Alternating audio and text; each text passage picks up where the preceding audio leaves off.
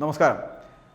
P C Ramendran Nair പോലീസിൽ റിട്ടയർഡായ superintendent of police ആയിരുന്നു അദ്ദേഹം. അദ്ദേഹത്തിൻ്റെ ഒരു കുറിപ്പ് വളരെ വല്ലാതെ ആകർഷിച്ചതുകൊണ്ടാണ് ഈ വീഡിയോ. അദ്ദേഹം എഴുതുന്നത് ഇങ്ങനെയാണ്: അടിമകളെപ്പോലെ ഇറങ്ങിപ്പോയ 15 യാത്രക്കാർ ധാർമ്മിക ബോധവും തീക്ഷ്ണതയും ഒക്കെ നശിച്ചതിൻ്റെ ഉദാഹരണങ്ങളാണ്. തിരുവനന്തപുരത്ത് മേയർ ആര്യയും അവരുടെ ഭർത്താവായിട്ടുള്ള MLA യും കൂടിയായി ഒരു KSRTC ബസ് തടഞ്ഞിട്ടുകൊണ്ട് കാട്ടിക്കൂട്ടിയതിനെ വിമർശിക്കാനല്ല എൻ്റെ ഉദ്ദേശമെന്ന് പറഞ്ഞുകൊണ്ട് തുടങ്ങുന്നു. മറിച്ച് ഇന്ന് ഞാൻ ഉൾപ്പെട്ട മലയാളി സമൂഹത്തിന് വന്നു ചേർന്ന അപജയത്തിൻ്റെ നേർക്കാഴ്ചയിലേക്കുള്ള ഒരെത്തിനോട്ടം മാത്രമായി കണ്ടാൽ മതി എന്നുകൂടി പറഞ്ഞുകൊണ്ടാണ് ഈ കുറിപ്പ് ആരംഭിക്കുന്നത്. വെളുപ്പിന് 2 മണി മുതൽ രാത്രി 10 മണി വരെ വിശ്രമമില്ലാതെ KSRTC സൂപ്പർ ഫാസ്റ്റ് ഒരു അപകടവും വരുത്താതെ ഓടിച്ചു വന്ന യദു എന്ന എംപാനലായ ഒരു ചെറുപ്പക്കാരന് താൻ ചെയ്യാത്ത കുറ്റത്തിന് കേസിൽ പ്രതിയാകേണ്ടി വരികയും അയാൾക്ക് നേരിടേണ്ടി വന്ന അപമാനത്തിനും സാമ്പത്തിക നഷ്ടത്തിനും ഉത്തരവാദികളായിട്ടുള്ള ആ ബസ്സിലെ എൻ്റെ പരിച്ഛേദം കൂടിയായിട്ടുള്ള 15 യാത്രക്കാരുടെ മാനസികാവസ്ഥയാണ് പ്രതിപാദ്യ വിഷയമായി മാറുന്നത് എന്നുള്ളതാണ്.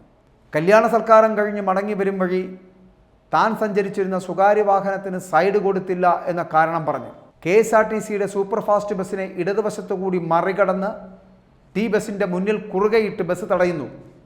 തുടർന്ന് ഈ മേയറും ഭർത്താവും ഇറങ്ങി ബസ് ഡ്രൈവറെ പുലഭ്യം പറയുന്നു. MLA ബസ്സിനുള്ളിൽ കയറി അതിലുണ്ടായിരുന്ന യാത്രക്കാരെ ഈ ബസ്സിന് പോകില്ല എന്ന് ബലമായി പറഞ്ഞ് ഇറക്കി വിടുന്നു.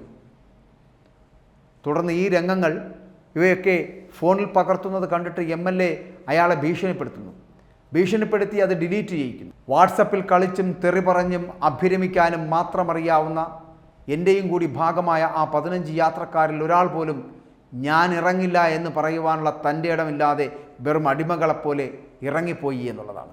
വേദനാജനകമാണത്. ആ നടപടിയാണ് നമ്മൾ അപലപിക്കേണ്ടത് എന്ന് തോന്നുന്നു. കാരണം 20 മണിക്കൂർ വിശ്രമമില്ലാതെ ബസ് ഓടിച്ചിരുന്ന ഡ്രൈവർ ഇടയ്ക്ക് വെച്ച് മദ്യപിക്കുകയോ മറ്റ് ലഹരി ഉപയോഗിക്കുകയോ ചെയ്തിരുന്നുവെങ്കിൽ യാത്രക്കാരിൽ ആരെങ്കിലും അയാളുടെ അപാകമായും ഉദാസീനമായും ആയിട്ടുള്ള ഡ്രൈവിങ്ങിനെ പറ്റി വീഡിയോ എടുത്ത് സമൂഹ മാധ്യമങ്ങളിൽ ആ നിമിഷം പങ്കുവച്ചും മേലധികാരികളെ അറിയിച്ചു നടപടിയെടുക്കുകയും ചെയ്യുമായിരുന്നു എന്നുള്ളതാണ് യാഥാർത്ഥ്യമെന്ന് പറയപ്പെടുന്നത്. അതല്ലേ സത്യം? അതിനൊരു പിശുക്കും അവർ കാണിക്കുകയില്ലായിരുന്നു എന്നുള്ളതാണ് സത്യം.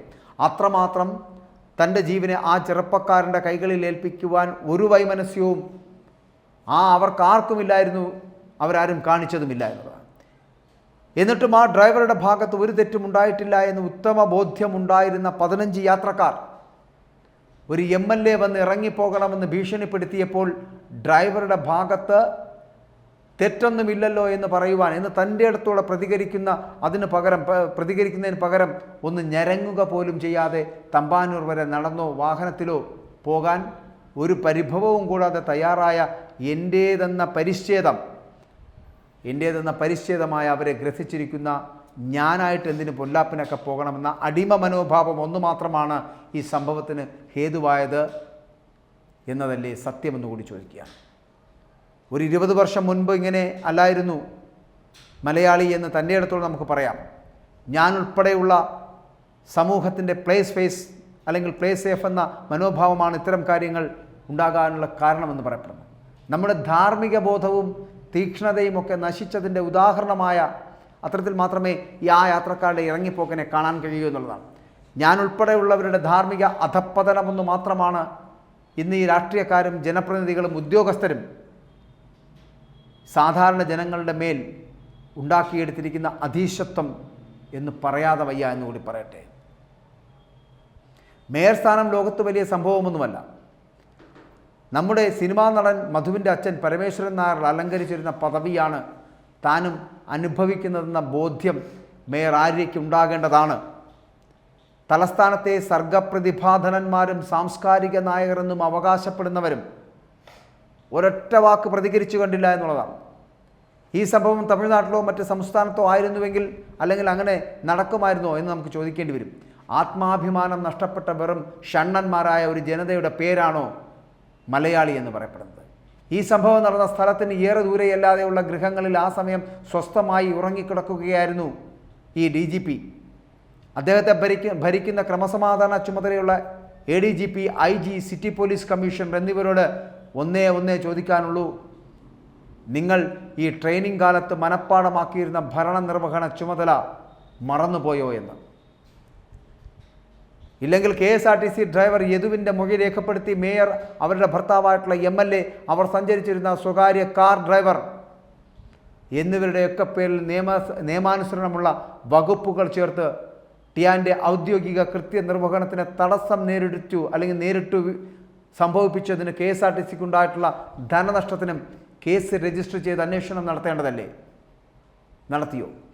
ഇക്കഴിഞ്ഞ ദിവസം മലയാളി മെസ്സനും ഹെൽപ്പറായ ബംഗാളിക്കും കൂടി 1200 1100 രൂപ വീതം ബംഗാളിക്ക് കൂലി കൊടുത്ത എനിക്ക് ആ ചെറുപ്പക്കാരൻ ഡ്രൈവർ വെറും 700 രൂപയ്ക്കാണ് ഉറക്കമുളച്ച് ജോലി ചെയ്യുന്നത് എന്ന് കേട്ടപ്പോൾ വല്ലാത്ത ദുഃഖവും സങ്കടവും തോന്നി എന്നുള്ളതാണ്. എന്നാൽ അക്ഷോഭനായി ആക്രോശിച്ചുകൊണ്ട് നിന്ന മേയറുടെ മുഖത്ത് നോക്കി 30 ദിവസത്തെ ശമ്പളം തന്നിട്ട് മതി ഇതൊക്കെ എന്ന് പറയാൻ കാണിച്ച ആ തൻ്റെ ഇടമുണ്ടല്ലോ, ആ തൻ്റെ ഇടത്തിന് അഭിനന്ദനങ്ങൾ നൽകണം. യദു എന്ന പാനൽഡ് KSRTC ഡ്രൈവർ നമ്മുടെ ബഡ്ഡിംഗ് തലമുറയ്ക്ക് ഒരു പ്രചോദനമാകട്ടെ. ഇങ്ങനെ പറയാൻ രാമചന്ദ്രൻ നായർ PC എന്ന് പറഞ്ഞ പഴയ ആ സൂപ്രണ്ടൻ്റ് ഓഫ് പോലീസ് റിട്ടയർഡ് ആയിട്ടുള്ള അദ്ദേഹത്തിന് കഴിയുന്നുണ്ട് എങ്കിൽ നിയമവും നീതിബോധവും ഒന്നും മറക്കാത്ത ഒരു സമൂഹവും ഒരു ജനതയും വളരെ ന്യൂനപക്ഷമായി ഈ കേരളത്തിലുണ്ട് എന്നുള്ള കാര്യത്തിൽ സംശയമില്ല. പക്ഷേ ഭൂരിപക്ഷവും ഉറക്കത്തിലാണ് എന്നും പ്രതികരിക്കാൻ കഴിയാത്ത രാഷ്ട്രീയ വേതാളന്മാരോട് സംസാരിക്കാൻ കഴിയാത്ത ജനപ്രതിനിധികളോട് ഓച്ചാനിച്ച് നിൽക്കുന്ന, അവരുടെ ഓരം ചേർന്ന് സഞ്ചരിക്കാൻ നടത്തുന്ന ഈ ശ്രമങ്ങളുണ്ടല്ലോ, നട്ടലില്ലാത്തവൻ്റെ ശ്രമങ്ങൾ. ഇത് ഒരു ഉദ്യോഗസ്ഥനും ഒരു രാഷ്ട്രീയക്കാരനും ഒരു ജനപ്രതിനിധിക്കും ചേർന്നതല്ല എന്ന് കൂടി പറയട്ടെ. ഒപ്പം ഒന്നും ഞങ്ങളുടേതല്ല, ഇതിലൊന്നും ഞങ്ങൾ ഭാഗമാക്കല്ല എന്ന് പറഞ്ഞു പോകുന്ന ഒരു സമൂഹമുണ്ടല്ലോ, ആ സമൂഹം മനസ്സിലാക്കുക. നമ്മൾ പ്രതികരിച്ചില്ലെങ്കിൽ നമ്മളെ ചവിട്ടി മതിക്കുവാൻ ഇവിടുത്തെ രാഷ്ട്രീയക്കാരും ജനപ്രതിനിധികളും ഉദ്യോഗസ്ഥ വൃന്ദവും തയ്യാറാകും. അന്ന് നമ്മൾ വല്ലാതെ നടുപൊടിഞ്ഞു പോകുന്ന ഒരവസ്ഥയിലാകെ പോകും എന്നുള്ള കാര്യവും മറന്നു പോകരുത്.